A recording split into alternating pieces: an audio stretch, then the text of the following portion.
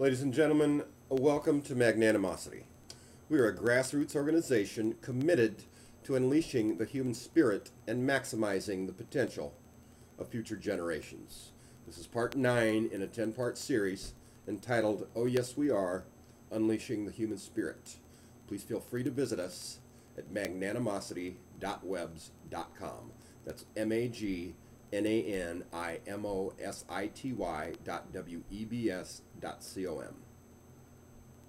The quality time myth. Many mothers use the quality time myth to justify and excuse their absence. Every child needs desperately to know that their parents are healthy, able to take care of them, and that they matter.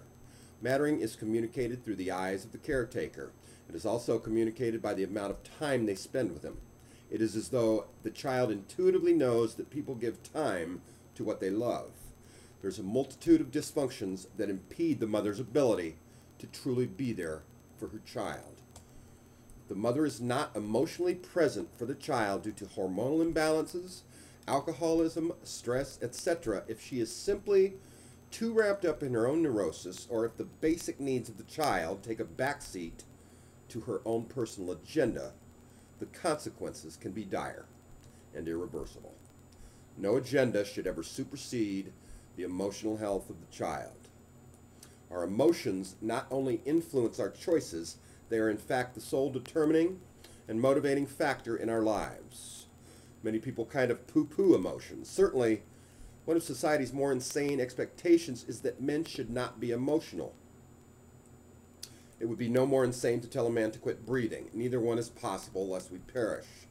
In fact, emotions make man human and direct his every move beyond the most mundane survival needs. Every choice we make is directly determined by our emotional makeup. Is true autonomy even possible, or are we just puppets moving in time to our predetermined emotional health or lack thereof? True autonomy is a misnomer. Even our divine directive to be the best we can be must consult with and run through our own emotional filter. You may possess an IQ of 200, 3 doctorates, and a thriving psychiatric practice. You are just as subject to your emotional makeup as a serial killer is to his. Emotions determine motivation. You cannot think your way out of meme influence. Beyond our animal survival instinct that directs us to eat when we are hungry, everything else we do is directly influenced by our emotions. They're the paint that colors our lives. The best one can hope for is making the most of what they have. Unfortunately, that too must be approved and motivated by your emotional filter. Meme influence cannot be magically erased. Billions of dollars a year are spent on psychologists and psychiatrists that provide a false sense of hope that we can be magically repaired. The improvement is usually marginal at best, and this reemphasizes the fact that our efforts from ourselves to future generations must be refocused, and we absolutely possess the power to do so. Now, let's talk briefly about the difference between good selfish and bad selfish. Mother Teresa was no less selfish than Bernard Madoff. She lived to fulfill a dream that dictated she contribute maximally to the benefit of others. This is a prime example of the delineation between good and bad selfishness. Coincidentally, Mother Teresa was imbued with goodness as a baby, while Bernard Madoff was the victim of every form of assault to his identity, starting with circumcision. He was indeed a victim of poor mothering, yet he operated under the radar for half a century, not only impressing multitudes with his unparalleled success, but in fact compelling those same individuals to trust him with their life savings to the tune of $50 billion collectively. Most of us are incorrigibly unwilling to accept the blatant truth that is right in front of our eyes. The magnificence of our intuitive nature has been all but completely obliterated, the direct result of toxic mothering. Many would argue that we have produced brilliant minds to date, sages, saints, philosophers, inventors, Einsteins, Beethovens, etc. The truth is that our ability to produce visionary, progressive thinkers who enrich the world maximally is less probable than winning the lottery.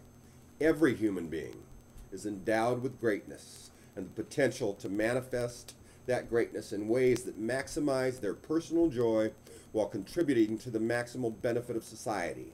Why then do individuals who actually manifest their potential represent such a microscopically small cross-section of the human race?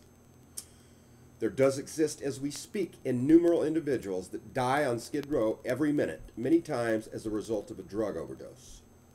Every one of those individuals was born with the same potential as Einstein, Newton, Plato, Copernicus, Jesus Christ, Buddha, Muhammad, etc. They literally could have changed the world in profound ways, yet they died friendless, penniless, and deranged in a ghetto outhouse. If this man simply had not had his identity stolen as a baby, his life would have been much, much different. What happened? The reason is clear. Their psyches were adulterated long before they were able to walk, talk, speak, or think. This is an illustration of the most egregious assault on mankind by mankind. This is lunacy. I implore you now to awaken to the truth. All of us were imbued with the ability to save ourselves and our brothers and sisters, yet most of us cannot even manage the minutest forms of self-sacrifice for the greater good. The vast majority of us spend our entire lives denying and indeed pushing away the natural abundance that is our birthright. If you distill out all of the world's religions, you will be left with the common thread, everything that is true. Some people refer to that thread as God. The simple sublimity of the childhood lesson, the golden rule, which states, do unto others as you would have others do unto you, is more powerful than all religions put together. Generosity of spirit, selflessness, unconditional love, empathy, forgiveness, gratitude. These are our natural gifts that we continue to sell routinely for pennies on the dollar. Why, when, where, and how did the lawyer, who was bestowed and indeed driven by the imperative to benefit mankind and fight for the rights of the underdog and downtrodden, sell his dreams for small desires? The Bentley, the house on the hill, the penthouse office suite, trophy wife, etc. And what about the countless pediatricians, priests, and teachers who were bestowed with the very sublime directive to lead our children and maximize their physical, mental, and spiritual health? How did their original gift of loving children become confused with the carnal directive that love is physical and become the countless pedophiles that we hear of constantly? In most cases, their lives and the lives of their victims become instantly and irreparably destroyed. The reason is clear.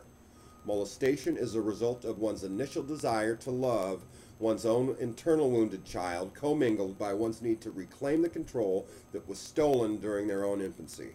Ladies and gentlemen, that concludes Part 9 in a 10-part series entitled Unleashing the Human Spirit. Please join us tomorrow for Part 10 by using the keywords Unleashing the Human Spirit. And again, please visit us at magnanimosity.webs.com. Thank you.